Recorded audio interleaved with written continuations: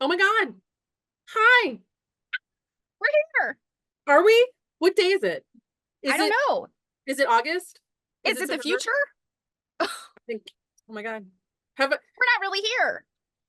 do did I change my hair color? Like I don't know. Is it weird? I actually Did really I grow didn't, although taller? it looks okay. You're already pretty tall, girl. You can never be too tall. I mean, yeah, I like being one of the taller ones. But hey, we're Yeah. here. We're here on purpose. We're here because we won't be here live. We'll be at seminar by the time that you're seeing this. And we didn't want people to get lonely.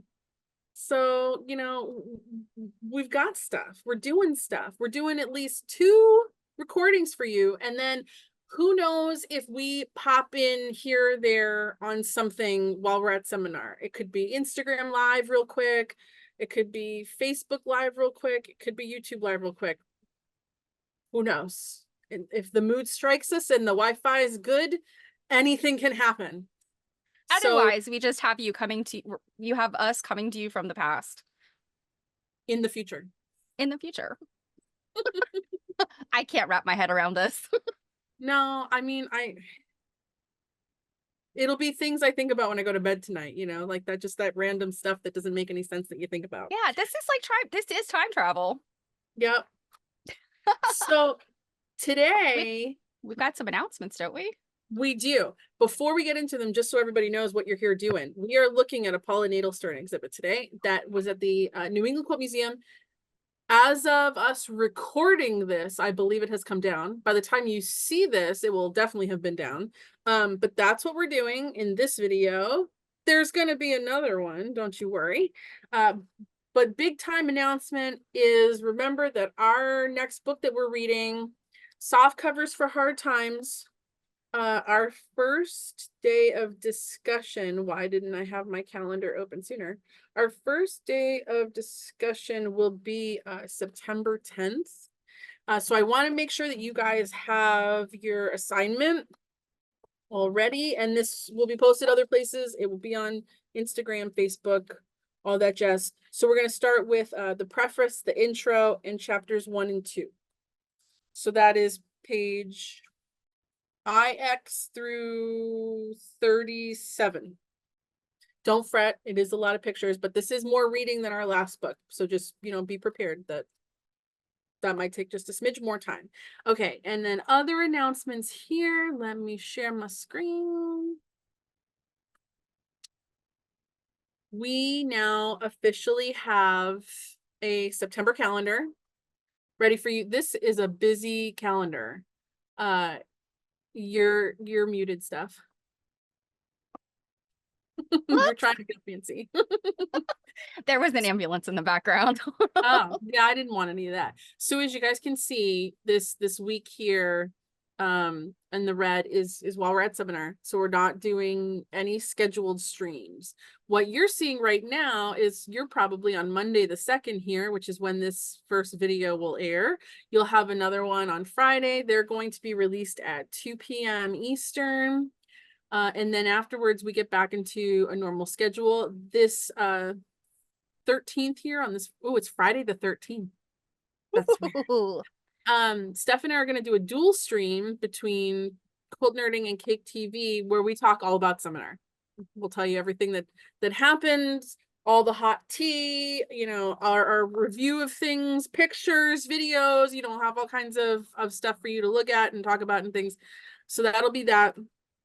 Then we go back into a normal schedule. The 18th there will be our Needlework Nights. That's going to be about Mauchline Sewing Tools. That'll be fun. And all 3 nights in September will be for the softcover Hard Times book. We're going to do it in 3 sections.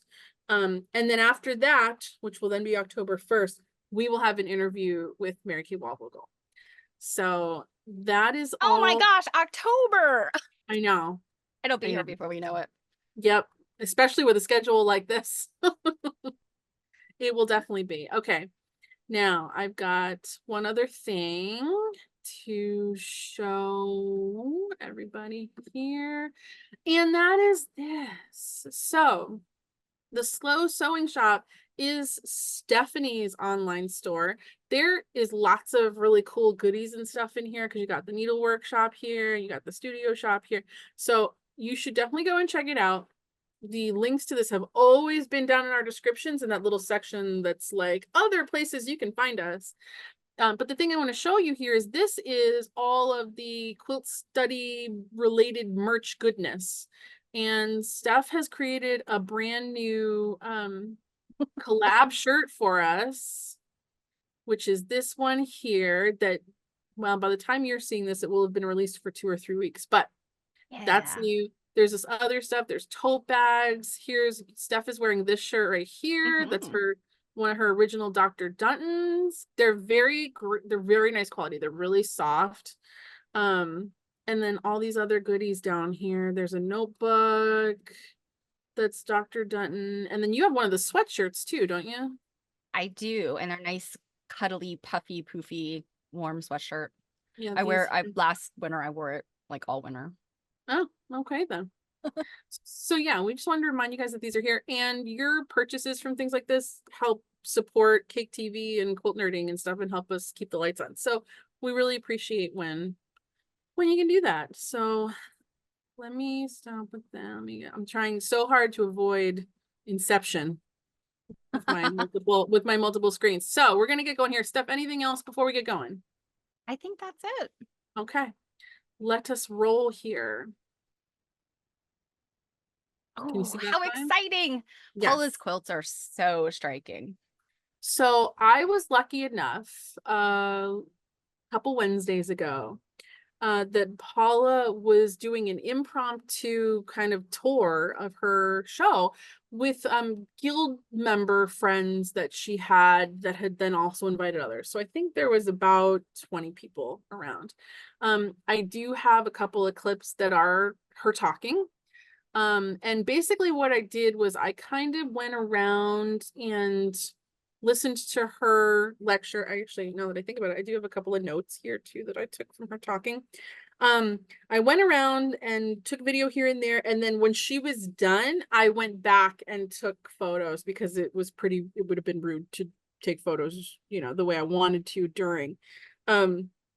So we'll kind of see some stuff with her, and then later on it will just be quilts and things like that. So so this is at the very this doorway you can see back here. That's where the door to the actual gallery is.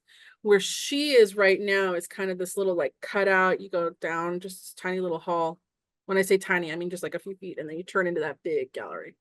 So this is hanging So this on is the right very outside the gallery. So this is where they like introduce what's in that gallery. And here she was talking about kind of her process for things. I was gonna ask, did she describe her process? I remember hearing another talk that she did about her process. Yeah, so one of the things she was talking about, which I never knew, is that she tries to camouflage her seams. And Okay. I had just never paid enough attention to think. And then once after that, I was like, oh wow, it is very difficult to see her seams. And she made it very clear to point out she is not a perfectionist. She does a lot of that's good enough. If she did point out too that if people make certain remarks about if a point is not perfect or this or that, she is a woman after my own heart, and she has the same response that I do of like, get a life. I love that. Yep. And she does have, I will show, she did make a block that shows the backside so that you can see what her seams look like. And she does not even follow a strict 1/4 inch seam. She follows whatever seam she needs to have to make it work. So Awesome. sometimes Yeah. that's big and Love sometimes that it's because, little. I think that imperfection, even when it's something so teeny tiny that most people wouldn't even notice, that shows the maker's hand. You get something that's so perfect, like it's soulless. So I love the fact that she does have, she kind of just rolls with it with her work. But nonetheless, her work is beautiful. Like I never would have noticed any imperfections. I think it's stunning. Well, I think you know exactly the kind of people she's referring to. Of course, of course. So, yeah, hold on. I've got to move my little gas thing needs to get out of my way. Okay. So Paula lives in New York, and that's where you and I first met her, right? Yes. She She did had, she did remember us from when we were in town with Marianne Fonz when she yep, had a quilt hanging at the American Folk Art Museum. Um, we should probably find that video and link it down below because that exhibit was amazing. yeah, it was. So here is her little artist statement thing. Paula has achieved international recognition for her innovative and complex designs, inspired by the bilateral symmetry of kaleidoscope images. Honored by inclusion in the 20th century's 100 Best American Quilts. I didn't know that. Her designs were showcased in the American Folk Art Museum's first one-person exhibition highlighting the work of a contemporary quilt artist. That was 2009. In 2023, she had solo exhibitions at the International Quilt Museum, Nebraska, and Visions, California. In addition to numerous awards, she's the recipient of fellowships from the New York Foundation for the Arts and the Bronx Council Complex Fabric. Wait, I'm sorry. I'm looking at the wrong. Bronx Council. Oh, on the Arts. Sorry. Paula is the author of Fabricadabra. I love that. Simple Quilts, Complex Fabric. Paula Nadelstern's Kaleidoscope Quilts, and Artist's Journey Continues. Kaleidoscope Quilts, the workbook. Puzzle Quilts, Simple Blocks, Complex Fabric. Kaleidoscopes and Quilts, Snowflakes and Quilts, and Fantastical Designs, a coloring book with selections from her over 26 fabric collections designed exclusively for banner text. She has Well, that's lived. interesting. I didn't know that she had a coloring book. I didn't know that either. She has lived on the same block in the Bronx, New York, her whole life. She did tell us that. And then she said, for over 35 years, the state-of-the-art kaleidoscope has been my design inspiration, and it's also been my classroom, analyzing not only what a scope is, but also what it isn't, has steered me in lots of valuable directions. I've learned to manipulate physical properties like rhythm and line in order to inject a feeling of motion into an otherwise static image. But it is the unique qualities synonymous with the kaleidoscope personality that I'm always trying to get to know better. Wow, that's deep. Yeah, I know you guys say artist statements are really hard to write.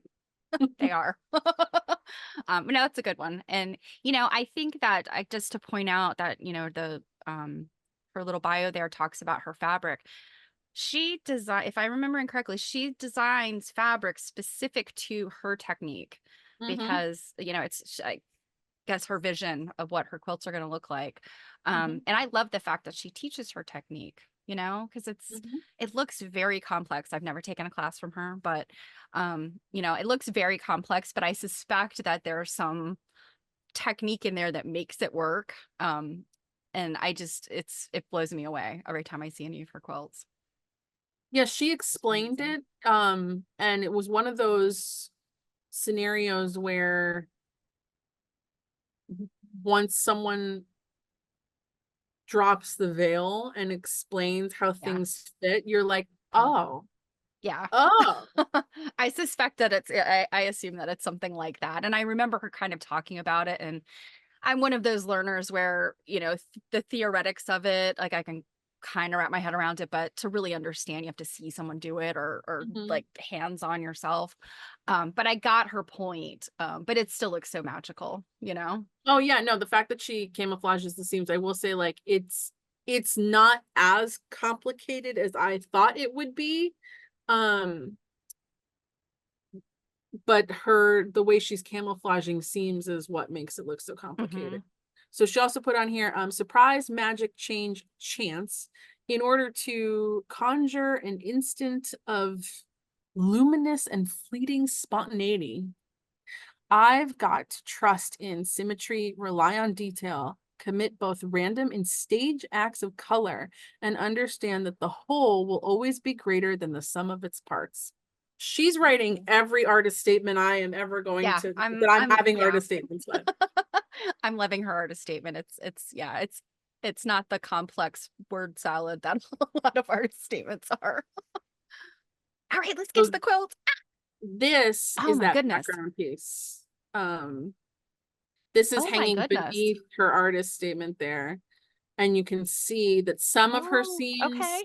some end up open because she's trying to Mhm, like reduce that bulk. And there is a technique she said to how she avoids that dome in the mhm. center of her kaleidoscope.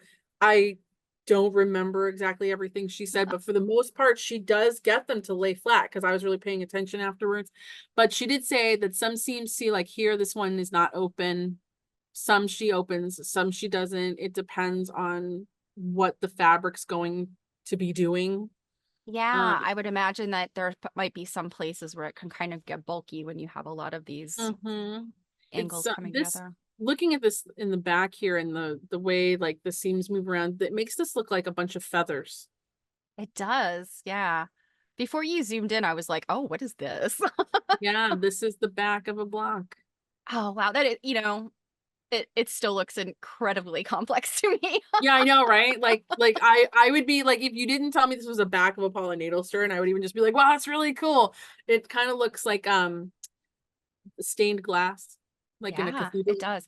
Yeah, and I mean, I realize that her inspiration is kaleidoscopes, but it does. They look like stained glass. They look like, um, you know, I guess when you see like camera shots of like, blur of like something going past a window, like things like that, Mm-hmm. that's like all of the images it conjures up of just, this riot of color and, how it all comes together. So, Mm-hmm. So here's the quilt that she was poking around at. Now, what's very interesting, she only sews in straight lines. So, and then she also mentioned that she is not exclusively building these in rounds. So in order to make this piece work the way that it does, and I'm sorry it's kind of weird, but that wall is there and I can't back up. yeah. But in order to make this work this way, there is a seam right here that goes all the way Hmm. down. And this becomes two Oh, separate pieces. gotcha. That's how Yeah. she's able to make a lot of weird stuff work. Yeah. So it's kind of like wedges, but then you've got kind of what I'm guessing might be like Y seams, maybe. But then you've got, I guess, the way these pieces all come together, I could see where you could find the straight line if you Yep. really, really, really looked hard. Yep. It's only ever straight lines, which it just like, Yeah. I mean, it's so sophisticated. The beautiful look of it aside and how striking mm-hmm, it is aside, just the complexity of piecing, I have so much respect for because, that's to plot all that out. It's not just picking up pretty fabrics and, cutting out your favorite part, fussy cutting. mm-hmm. It's like, I guess, fussy cutting on steroids. Pretty much, yeah. So for the sake of our videoing time, I'm not going to read every one of these. This would be just your spot where you'd pause the video and just take a read Mhm. at it yourself real quick because we're not engaging with a chat. So but I will say, this one she's made in the Bronx. It's called Kaleidoscope. God, what is that? XV22. Uh, 17, Well, look I at think. you. Yeah. Caribbean Blues, 1997. These quilts do span a wide time range. Mhm. Machine pieced, hand quilted, cotton and silk. Oh, I didn't know it had silk in it. Yeah, I Um, noticed that when you flip to this, I was like, oh, she's got some silk in she there. also did not mention, and I didn't hear anyone ask because we just weren't paying attention, but this says available for purchase. Oh, So I guess there are a significant number of things that are for purchase. Now, one well, thing, when you've been creating quilts for 35 or more years, yeah, you probably have a few laying around that you're like, you know what, I can part with these. yeah. The one thing I will point out in here, only because she did say it herself, is this thing, more is more. Yeah. So she kind of pointed out that like she's not trying to like adhere to minimalism. There is no Yeah, minimalism. like, yeah, she's just like, I'm like, more is more, which it makes me wonder if that's where Mary got the phrase. Because Mary says that too, more is more. I got some detail here. So this is that one big seam Hmm. that I had But mentioned. until you point it out, it doesn't really stand out to me. When I look at Right, all these little complex shapes, I'm like, that one line doesn't. I'm just looking and seeing like, oh my goodness, this is like a puzzle. right. No, you don't Yeah. notice it at all until you get up close. And and again, this is because she was purposely pointing it out. But like you can even see like how like she had said kind of um, you know, she does what she has to do to make things work. So see how this like gets so incredibly skinny, but she doesn't cut it out. She keeps it in there. She said there's Mhm. often times where she'll create something and find out it's not working and she'll just lop stuff off. Like, see how this doesn't come to a point? Gotcha. But Yeah. it's on Yeah. purpose, where some people might be like, oh my God, you lost your point. And she's like, no, it's on purpose. Yeah, so much of this, just this little detail here, especially those pieces on the left, like they're kind of like blades almost. I mean, I guess Mm-hmm. looking into the refraction of the kaleidoscope, but it gives it like a curved look. And you just said she only is sewing straight seams, so this almost reminds me of when people do like foundation paper piecing, Mm-hmm. and they do all those itty bitty tiny little pieces to get a smooth curved looking line. I realize that's not how she's doing this, but she still is getting that result of that Mm-hmm. curve. I love it. It's Mm-hmm. so sophisticated. This is on the opposite wall of that before you walk into the gallery. I did get some close-ups of this one too. When she was talking about this one, she made the point to say, when you work in a series, the questions get more complex, but the answers get easier. And I found that it's Interesting. I'll have to think interesting. about that one some more. Yeah. It was hard to get a good straight on photo of that one, but this one's Yeah. Kaleidoscope 3 Stained Glass Anthology 1989. Machine piece, hand quilted, cotton, and blends. Oh, wow. I'm just reading this 1989, 36-inch wide, $16 a yard, uh, Liberty of London. And gosh, now it's what, $36 a She yard? said Somewhere in that neighborhood. she said she had really been hemming and hawing over like how much and could she afford it and all this stuff. It was a very Yeah. big deal for her. And she bought a quarter of a yard. And so that wasn't a fat quarter. That's Nope. selvage to selvage. So that's only Yeah. like this wide. Mm-hmm. Yeah. Yeah. So I just took a couple of close-ups here. And what's interesting about this is Pam Weeks was also there, Hmm. and she had mentioned that sometimes when she's doing an artist's gallery exhibition like this, she is always tempted to ask them to send her their first quilt and then their most current quilt. And she said a lot of them are not willing to do that. Um, Really? yeah, because the first one might be pretty rough. But the point is she wants that the viewer to be able to feel like, wow, this is where that person started. Hmm. And that's when Paula had pointed out, she's like, I think we're spanning, how many decades did she say? Well, if it's the 80s, like Yeah, 40 years or something like that. yeah, three or four Um, decades. Yeah. yeah, so it was very interesting because like you can see like this still gets her generalized point across, but this has far less seams in it. Hmm. Yeah, Um, for sure. but then when you can Yeah, see what like it's taken her to now. exactly. Yeah. That's funny how I understand the inclination to be like, no, I do not want to show my early work. Mm-hmm. But also, I also do think it's kind of a little bit of, I don't know. I have a little bit of satisfaction when I see the work I have made recently versus the stuff my very first quilt ever. And I just like this very first quilt ever. What a joke. I have no problem showing people that because like look how far I've come, baby. No, absolutely. Like my very first quilt isn't even a quilt, it's a piece of a top because every time I sewed 2 units together and like ironed them out, I kept trimming them up every single time. So when I went to like lay things out, like nothing was go fitting and I just gave up on it because I was like, this isn't gonna do anything. So I am okay sharing that stuff too.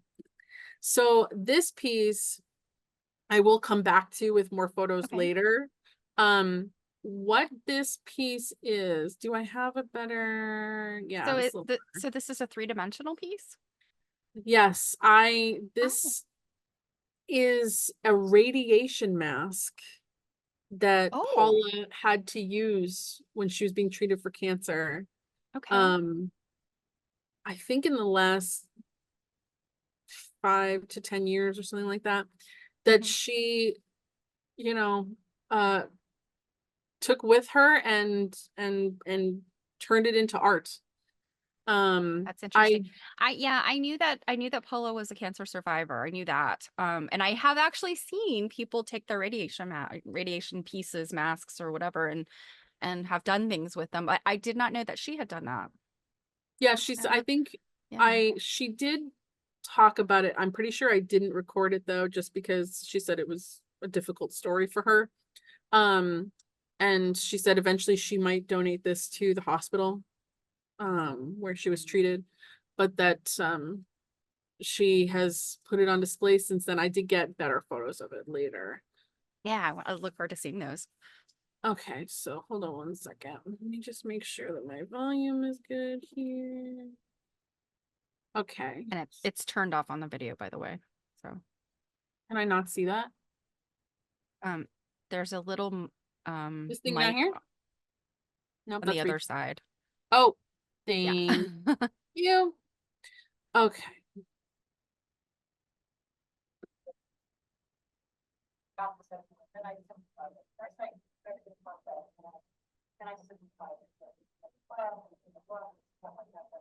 You might need to share you might need to share your audio because I think it's just coming like it's coming back through your speakers. I think that and it's really, really low.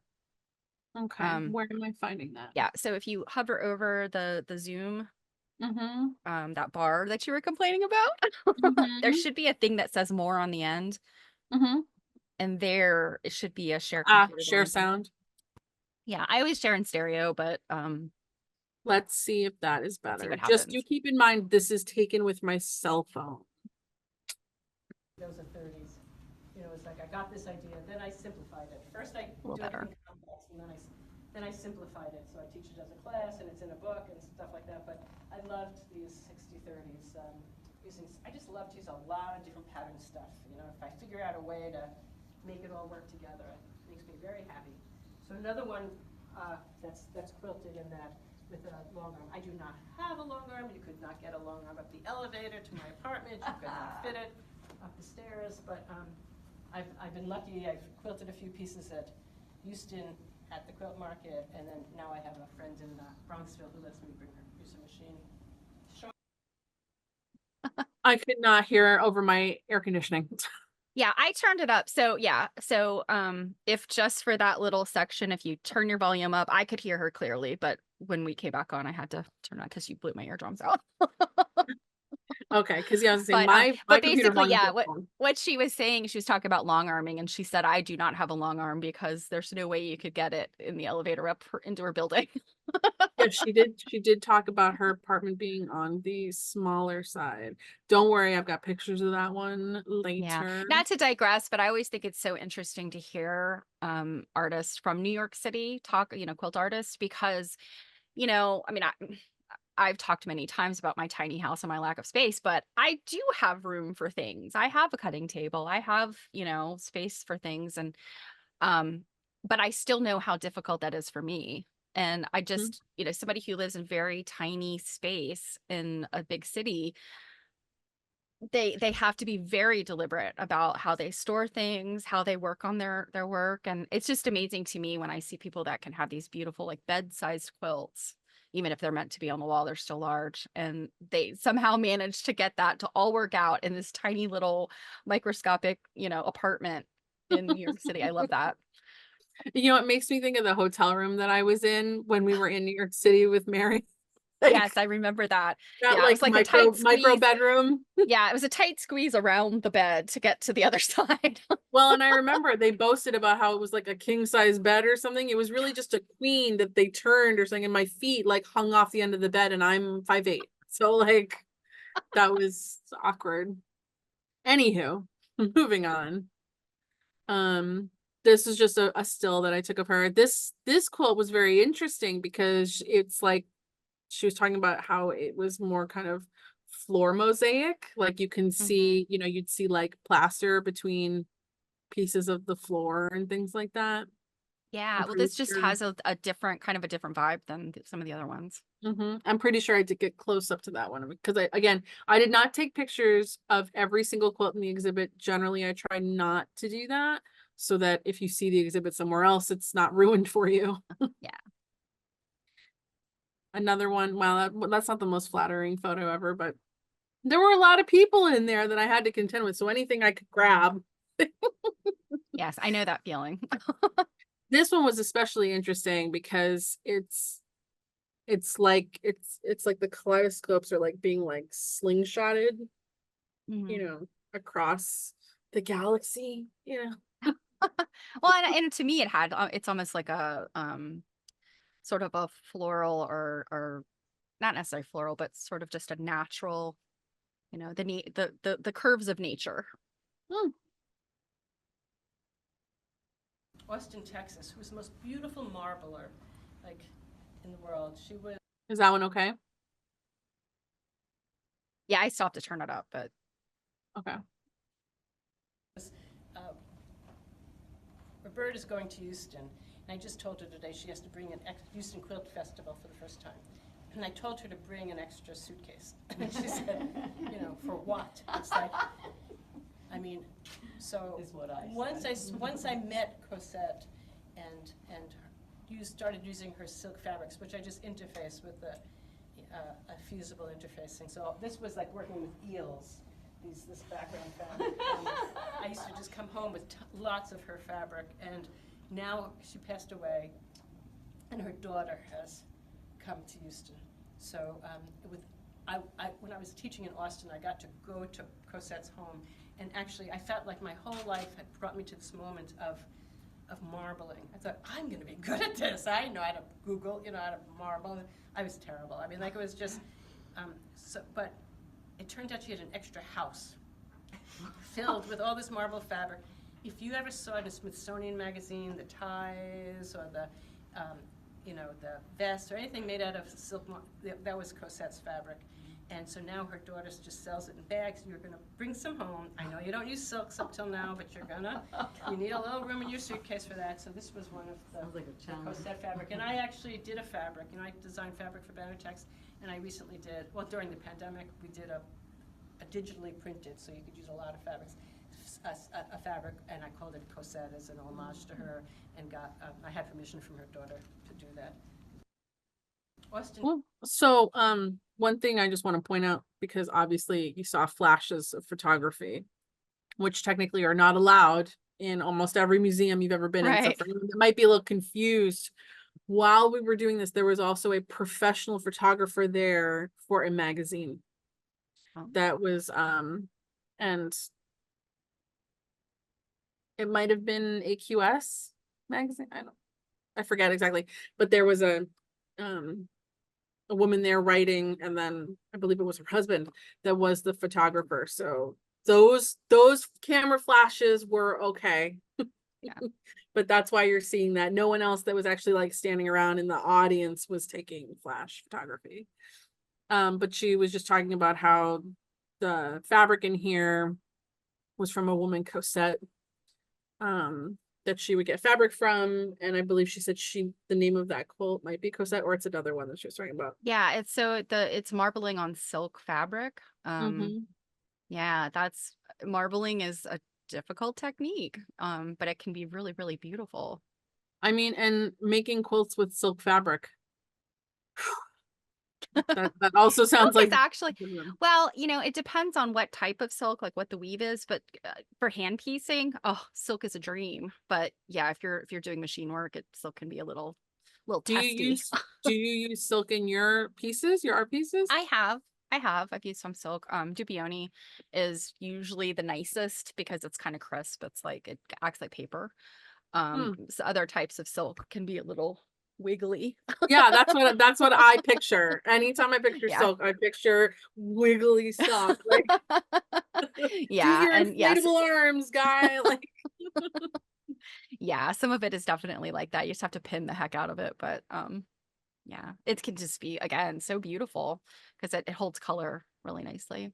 and here is Pam and Paula. They posed for me for this picture. It's funny when she was done talking and everything, and I was chatting with her and reminding her of our time in New York.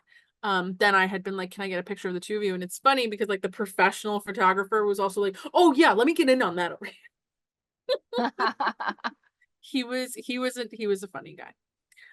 When she started doing her talk and he's like got his camera stuff and he's trying to like change his lenses or something, he like puts his bag down on the floor. He's standing next to me and he goes to unzip it. And he just like he unzips it, like it makes like this little like zzz, and he just like looks up at me and I'm like looking at him and he's like, oh my god, why is it so loud? And then I'm like, just go Everything for it. echoes in a gallery. Well, and it's like it's always loud at the moment you don't want it to be loud. So it was pretty, it It's was like funny. the cough drop in church or at the theater. You're Oh like my god, trying to open. oh my, that's me. So this is a set of framed pieces that she did Oh wow. that I They are thought was just very so, interesting. yeah. These are like so kaleidoscope-esque, like Yes. Yeah. the Yeah. epitome of kaleidoscopeness. And I thought it was interesting that like they hang, this is like a collection that like hangs on the wall this way. I wonder, because again, Oh my I didn't goodness. pay That attention. I one wonder if down they're all there the on same. the bottom that has it's the red in the center and the blue around. That doesn't even, I mean, that looks like it has no straight lines in it. It's so like undulating. Oh my goodness. These are just stunning. Now I forget, is this where I'm actually starting to take actual photo? Ooh, we went a little crazy there. Hold on. Okay. Yeah, this is a close-up. I love the blue in this. Yeah. Like You you know, it can like I almost can reminds only me. really see like two seams. Like Yeah. You know what it really reminds me of? Like if you look really close at your eyeball and you see like the the like you little, do on a Tuesday.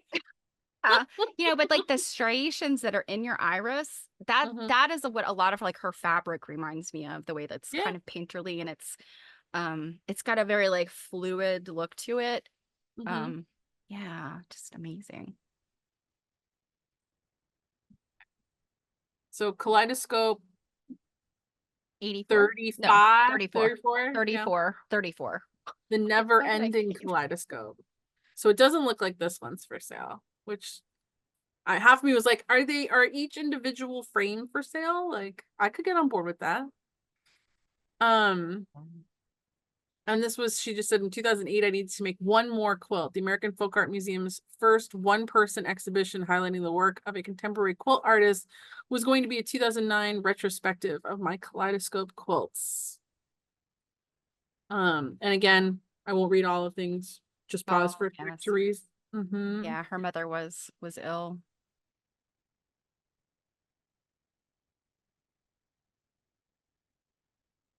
Oh This my one. goodness. Oh, look at that. I'm Yeah. realizing I'm not as familiar with like the full body of Paula's work as I thought I was. Yeah, this is amazing. I mean, these aren't even circles. No, she definitely has a breadth of different looking pieces. And here again, because we're starting at like 1989. And then this one is 2001. Okay. So Did you get any details, or can you zoom into that one? I'm pretty sure I got a detail. Okay. Is that enough detail for you? Yeah, like And again, like with the seams, like look how close we are to really be able to Yeah. tell where these seams are. Like I wouldn't, you like wouldn't have thought like here's like a seam up here. Like I Mhm. would not have considered those seams to be where they are. And again, you've got, this like dome scenario, but when you look here Yeah. really closely with the seams, remember she's only sewing All in straight those lines. little, yeah, but like I said, like foundation piecing, that it's Mhm. that same concept of just these little slivers until you get that smooth looking. The And illusion of a yeah, circle. yeah. And the other thing is she has to do that multiple times for each one of these shapes. So it's not just like, oh, I made one curve. She's got to make however many more make the Well, and then can you imagine the no, I wanted to go back to the like making those all look the same? Like, yeah, good Lord. And then the technical talent. Yeah. for some reason, these on the bottom here look like carrots to me, like underground carrots. But yeah, isn't that bananas? Yeah. I mean, her technical skill, besides just how striking and beautiful they are, her technical skill is just amazing. One But thing, that's the thing though. I mean, I think when people look at artists and they just think, how could you make that? I mean, this is what working with one concept, like finding what your concept is, and then working with that for 40 years as it evolves. This is where you get the technical skill, and then you see that lifespan of this concept, that you work with. well, isn't that crazy? So here's the radiation Okay. mask. So I did take a note here. Paula was diagnosed with lymphoma in 2009. Um, and then afterwards decided to do a full cover of her radiation mask, which Yeah. she said was absolute hell. So what is it? Like, is it fabric on there or what? So beads Beaded and glue sequins. fused. Okay. Yeah. Mm-hmm. This one says available for purchase. She said she might give it to the hospital. Yeah. But I now did that's get a interesting how picture. Go ahead. she's replicated the look of her quilts though with other materials. I love Mm-hmm. that. I did get a picture kind of like of the back. Hmm. Um, so we And can I mean, have. how amazing to turn something that is really has, sort of tragic connotations to it into something Mhm. that's just really beautiful to look at and is reflective of her life as an artist. Mm-hmm. Yeah. Yeah, it was a very interesting piece. The thing that stinks about it is we had it back against a wall, and half of me is like we should have put that in the middle of the room so you So you could, could walk around it, yeah. yeah. Yeah, I know sometimes it's hard at a gallery to like fit everything in the way you would like to. This one I thought was very interesting because it's like you can clearly see her kaleidoscope situation, but it's like so abstract. Hmm. This is almost like kaleidoscope like lily pads, which I'm pretty sure that's not what she calls Yeah. it. She's got it tulips in the courtyard below.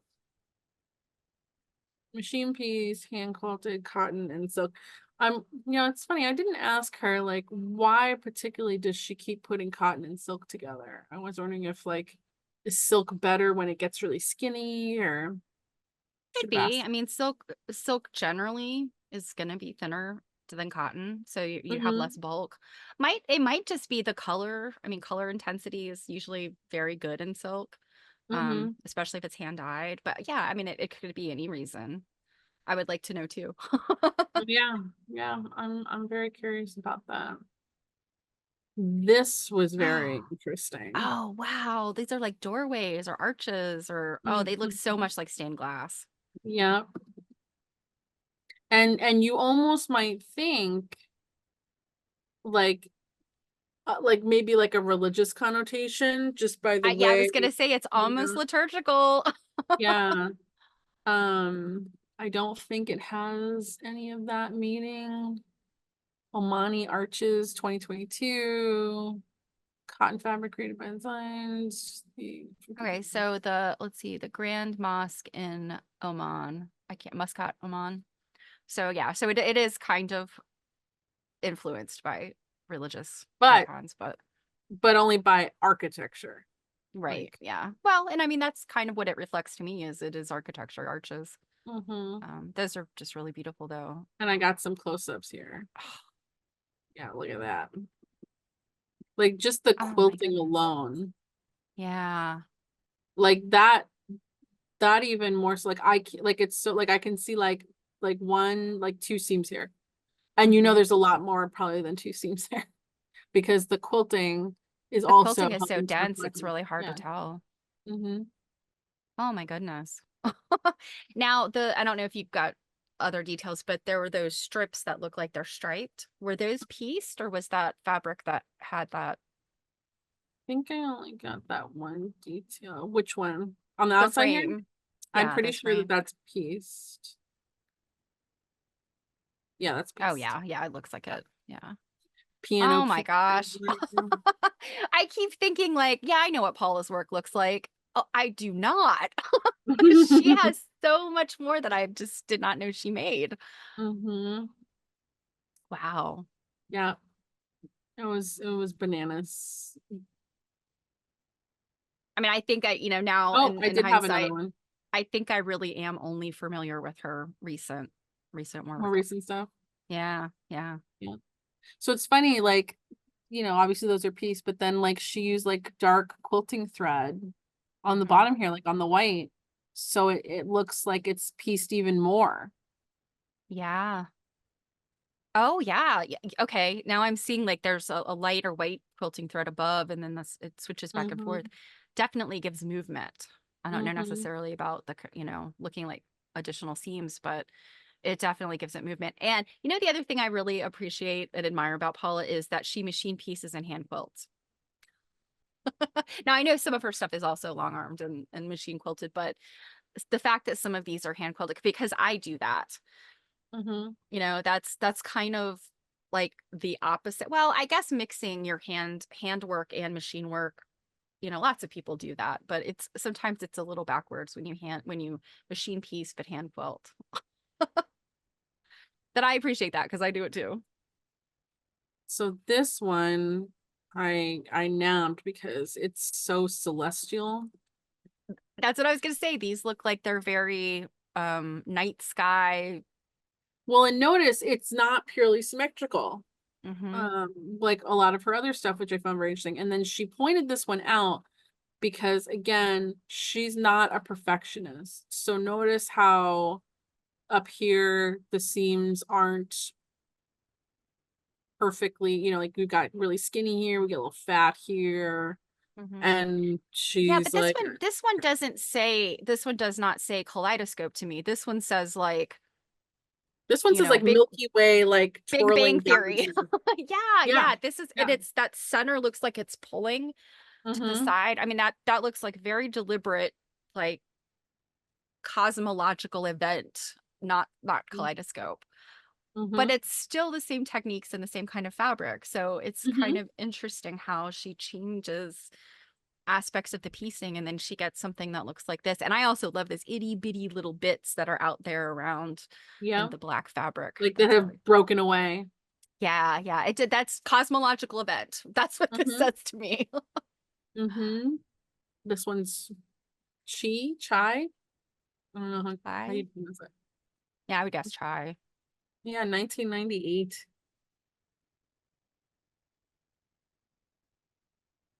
This one's Yeah, a available for comet burning purchase. through the atmosphere. Okay. Or a many faceted gemstone.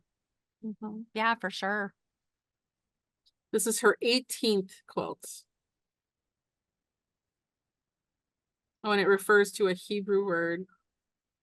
I'm guessing it's pronounced chai, but Which which means means life, like oh, okay. So if it's a Hebrew word, then it's probably pronounced like kai.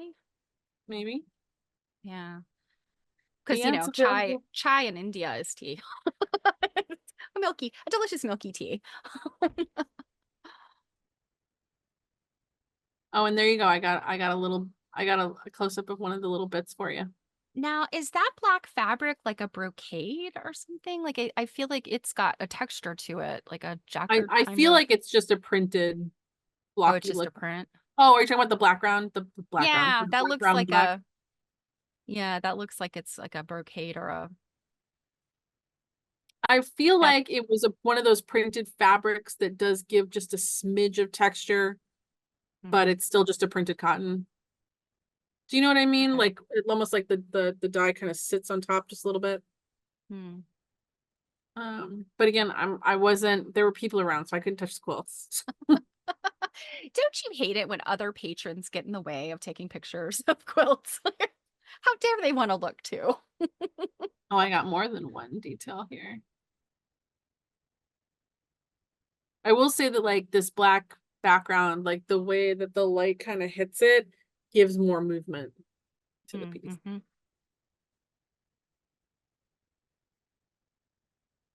Here's the one where she was talking about not having a long arm in her Mm-hmm. house. Um, this quilt reminds me of fireworks because of all the different, Yeah, they clusters do look and like a mm-hmm. Millefiori. Mm.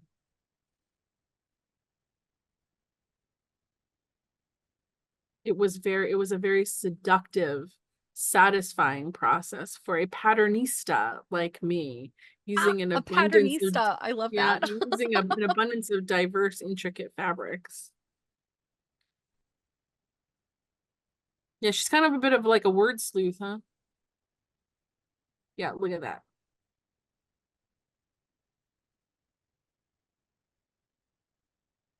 So like because Yeah. she So chose this like background fabric like this, it's doing a yeah, lot and of the work that for her. that particular fabric that's what I think of when I think of Paula's work is this kind of Hmm. look. What I think is really interesting is you can kind of like see, I don't want to say seam lines, but you can see it's almost like these sort of not, what's the word I'm looking for? Like they're the bursts of color are symmetrical, but the piece that contains the burst of color is not quite because, like, you know what I'm Hmm. saying. Hmm. My words are failing me here, but you know what Yeah, I'm saying. they're not exactly square. Well, like look at this one. Like this has an arm that's really long over here, but like this arm is Hmm. shorter.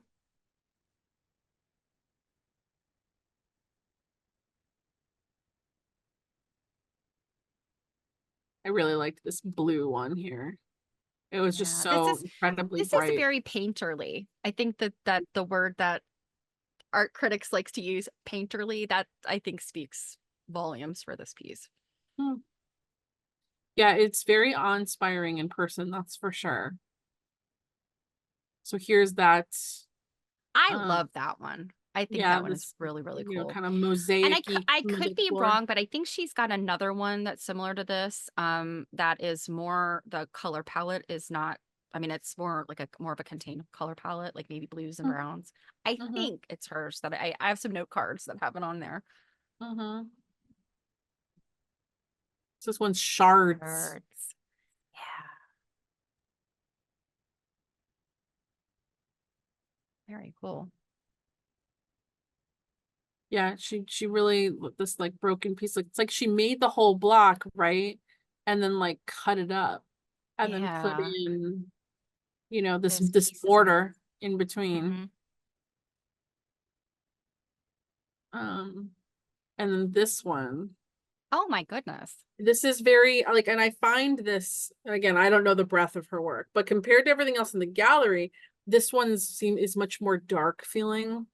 Hmm. Um, and I feel like it could be this one. Yeah, I think it's this one, where one of the reasons it's so dark is because it's wrong sides together instead of she normally sews right sides together. Oh, okay. Let me see here. Um, Hmm. no, she's not saying specifically in there. What's I'm pretty sure I have it. My note in here is it's black, orange, and gray, and I feel like it's that one. And this is her little, Her signature. yeah. So story. I'm not sure that I got a video of it. Do we get bigger here? Yes, I'm pretty sure it's this quilt. Yeah, okay. So let me go back to the bigger picture. So then this is not the one that's wrong sides together. I'm thinking something else. There's some tea with this quilt. So Okay. the reason, so that I showed that little signature on the bottom, and the reason that little signature there with the little copyright on the bottom is she said she used to think that's all she needed on a quilt for it to be copywritten. She didn't know that you actually had to like register, blah blah blah. So she was staying in a Hilton or something or nearby where people were telling her that a hotel at Hilton had this like in the carpet. And she was just like, no, it must just look like it, you know, whatever. Another way. She goes over there, and lo and behold, there's her work in the carpet. That's wild. And it turns out that the hotel had used carpet from a company that used Paula's designs for their rugs without her permission. And this had been in a book. Originally, she was brushed off by a lawyer. As you know, like, oh, there's nothing you can do, you know, whatever. She finally found someone that was you know, another lawyer that's one introduced her, that had done research on the Lowell, Massachusetts mills. So Interesting. she thought that was very kindred. And he was also Picasso's lawyer. Yeah, like Pablo Picasso. So after some years, it did take some years, it did resolve in her favor. And she basically won because the pattern had been published in a book, and that became, you know, that was the copyright that was taken and things like that. Yeah. I no, I don't think I used it was a big deal, but apparently she made out pretty good. The rug is no longer there. It has since been replaced just because it wore out. But the hotel cut out a block and gave it to her. Well, that's interesting. Like the hotel was kind of like, maybe, I don't know, maybe not on her side, but kind of. Well, I mean, they didn't know any better. You know, Right. Yeah, they bought the exactly. rug in good faith. So I don't think they Sure. were gotten any trouble. It was a rug company in New Jersey. Shame. Yeah. And you know, you think about it, so I'm assuming she had a decent settlement with them. If they had just licensed her work, I bet it would have cost them a You fraction know of what's what. funny? She said, because she did point out, she's like, I was very naive back then. I didn't, you know, blah, whatever. I didn't really know. She's like, had they just responded to me with, oh my God, we had no idea. We're so sorry. Here's $5,000. She's like, I probably would have just taken it and been like, great. But she was like, other people, like, they didn't respond that way. They like brushed her off and were like, who do you think you are, kind of thing.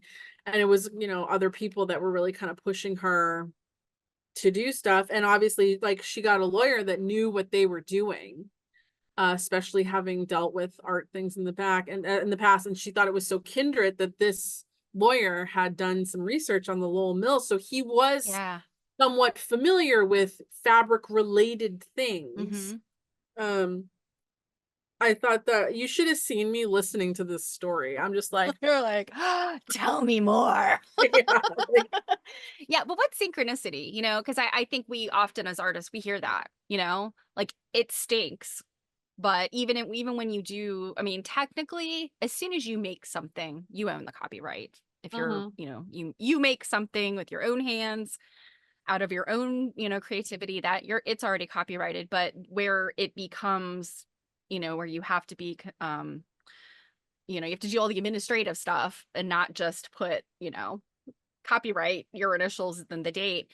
You have to register it, because if you want to fight it, that's what protects you, is that registration. And I guess in her case, she had that I guess what covered the you know, in lieu of registration, she had a published book that showed. But yeah, we're always told, you know, do all those steps, but you still may not win in the end, and it's pricey. you know, because you have to retain a lawyer to deal with it. And you know, I guess if you have something copyrighted properly, it is a little bit easier. You know, the Mhm. lawyer would be able to just say, here's the copyright. Yeah. But it still goes against, like, you have to be able to prove, like, whose idea was it first, Yeah. and all I that guess stuff. that So it's I guess that's what the first lawyer kind of threw at her mhm, immediately without yeah, asking any follow-up, because when right. she started talking about how like this was a published pattern in a book, my first thought was like, so you're covered with the book, because that's where they got the images from. Mhm. Like, Yeah, but they could very easily come back and say, well, but we designed this, somebody in-house designed this like a year before that book came out. So who's to say she didn't copy us? You know, it's like that kind of stuff, I think, is what happens mhm, when companies want to be jerks about it. mhm, And, you know, that this is what artists are often told, like, you know, it's really hard, even with things properly. So I think, long story short, what I'm trying to say is, like, just serendipitous that Paula found somebody that understood, a lawyer that understood, that had the background and was able to fight this for her. And in the end, she prevailed. And that's the best story that you could ever imagine to hear from yeah, an no, artist. she said when it was all said and done, she was very happy. So, Yeah. Yeah. And I'm sure she realizes how lucky she is, because there's so many artists that, mhm, you know, even when they do have properly copyrighted, they're dealing with overseas manufacturers who you don't have a whole lot. I mean, there's not a whole lot you can do when you're talking about something that's not in the same country you're in. You can't mhm, really necessarily apply your own country's rules. So, yeah. But good for her. mhm, I'm glad she got hers. yeah. All right, so moving on. Yeah, go on Like, to that next one that I think you flash forward to. this one. Ah, this. Yeah, isn't that cool? Yeah, again, more of those curved shapes and like just unexpected how they're not round, they're Mhm. diagonal, they're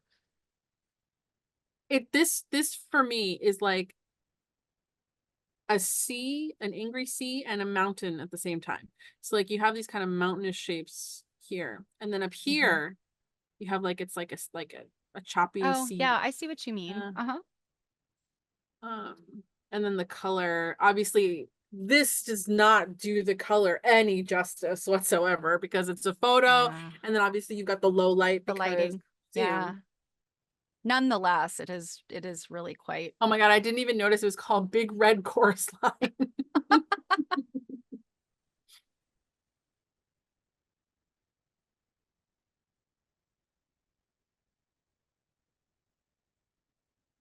So this mentions the four mirror system, and that's the mirroring aspect of like a kaleidoscope where, right? It's sort of Yeah, like she was the four talking about quadrants. she was talking Yeah. about the technique, which I have a quilt I'm making that uses the mirror system, where Mhm. you make your piece and you sit down either 2 or 3 or 4 mirrors on it, and it shows you what it would look like.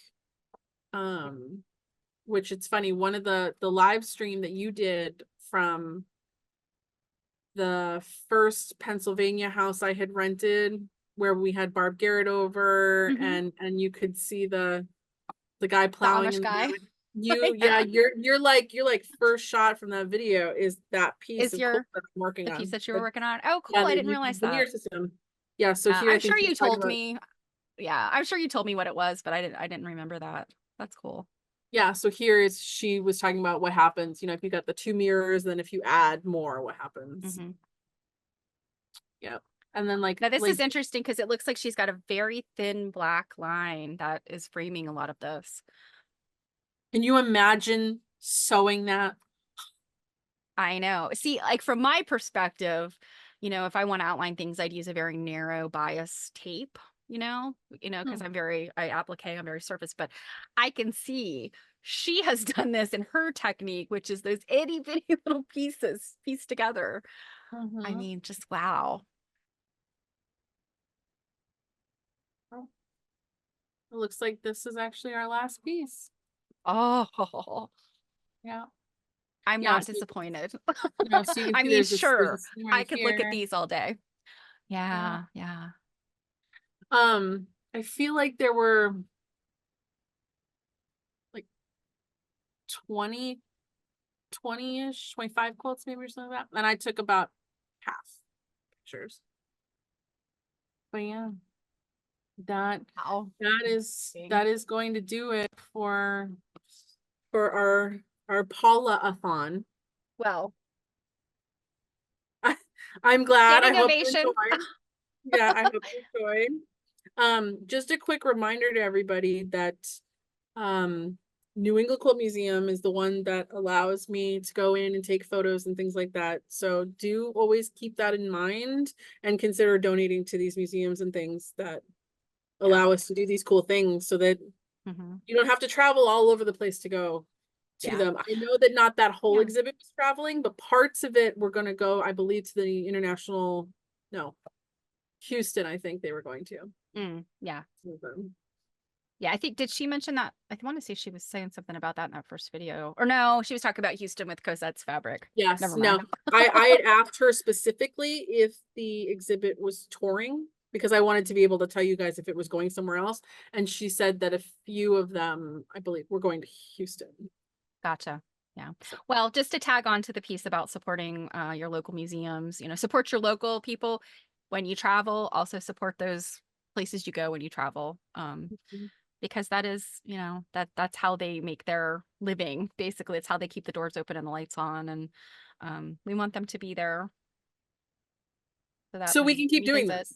this. Yeah, well, we can keep doing this, but so that, you know, when we visit these places, they still exist and we can have fun and look at beautiful things. So All right, well, guys, I think that's gonna do it for us here yeah, because yeah. we have to prepare to do more stuff for you. Yeah. So don't forget to check out the calendar. You will find it on Instagram. It'll also be on Facebook. Take a screenshot of it here if you need to, because there will be another recorded video for you coming out on Friday. What day did I put it on? Thursday? Thursday? I think Friday? it's Thursday. Today? You caught my brain fart. I did. Friday the 6th. Oh, Friday the 6th. Sorry. My bad. Well, it's because we're dealing with the calendar like far in advance here. So yeah, take a screenshot of this or you know, make sure that you're following us on Facebook and Instagram so that you can see stuff like that. So thanks so much Well, for with joining. that, yeah, thanks for getting that footage and those pictures, and thanks to Paula Nadelstern for her amazing quilt. Thanks to to the New England Quilt Museum and to Pam Weeks and fabulous. So Thanks everybody.